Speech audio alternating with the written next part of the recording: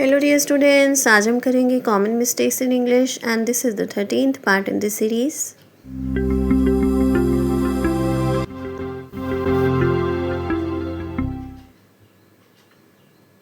Number 1, omission of article a before good news. कई बार हम गुड न्यूज़ किसी सेंटेंस में यूज़ करते हैं और उससे पहले हम अ नहीं लगाते हैं, तो उससे हमारा जो सेंटेंस वो रॉन्ग हो जाता है। देखिए, जैसे कि आप ये सेंटेंस देख सकते हैं, I have good news for you. ये बहुत ही ज़्यादा कॉमन करी जाने वाली मिस्टेक है जिसे कि आपने नहीं करना है। देखिए, यहाँ पर आपने लिखना है I have a good news for you. Okay, तो आपने ये नहीं सोचना है कि न्यूज़ वर्ड जो है उससे पहले आप और नहीं लिख सकते हो।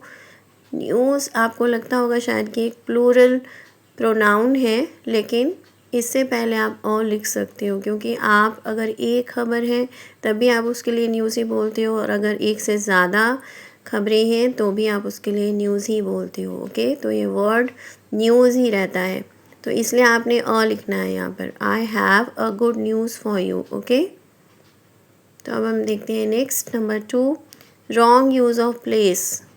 प्लेस वर्ड को भी हम कई बार गलत तरीके से यूज़ कर लेते हैं। जैसे कि अभी मैं आपको एक सेंटेंस दिखा रही हूँ, आपने ध्यान से देखना है इस सेंटेंस को। There is no place in the hall.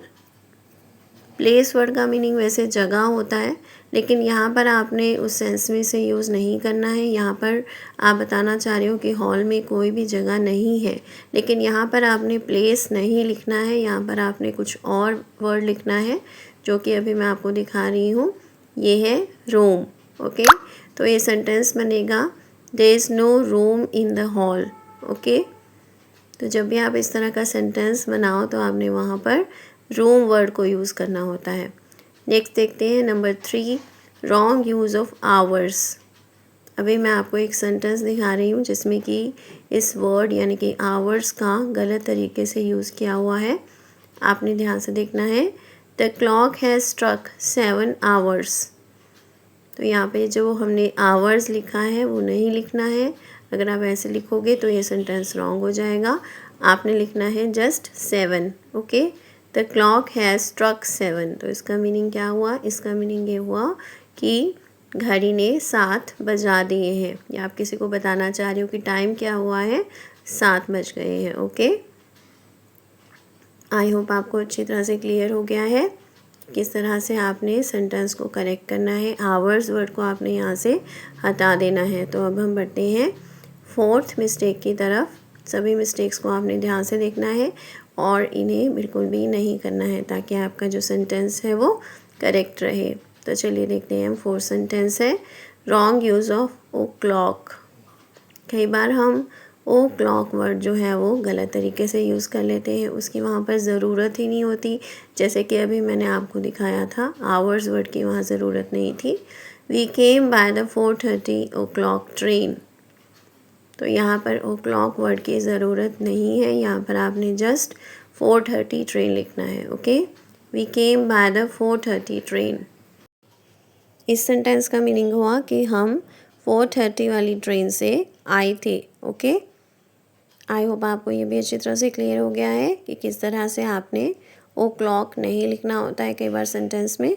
तो अभी हम देखते हैं number 5, 5th mistake, omission of reflexive pronouns. जैसे कि my self, her self etcetera, ये सभी रिफ्लेक्सिव प्रोनाउंस होते हैं। Okay, I gladly avail of your offer. यहाँ पर आपने अवेल वर्ड के साथ उसके बाद आपने माई सेल्फ लिखना है। I gladly avail myself of your offer. Okay, ये सेंटेंस करेक्ट है, लेकिन अगर आपने अवेल के बाद माई सेल्फ नहीं लगाया है तो उससे सेंटेंस रॉन्ग हो जाएगा। और इस सेंटेंस का मीनिंग है कि मैं खुशी से आपके ऑफ़र का एडवांटेज लेता हूँ या उसका फ़ायदा उठाता हूँ। ओके, तो जब भी आप किसी चीज़ का बेनिफिट लेते हो, कोई आपको फ़ायदा होता है किसी चीज़ से, तो आपने वहाँ पर अवेल माई सेल्फ लिखना होता है। ओके, आई होप आपको अच्छी तरह से क्लियर हो गई ये मिस्टेक भी, जो कि आपने नहीं करनी है।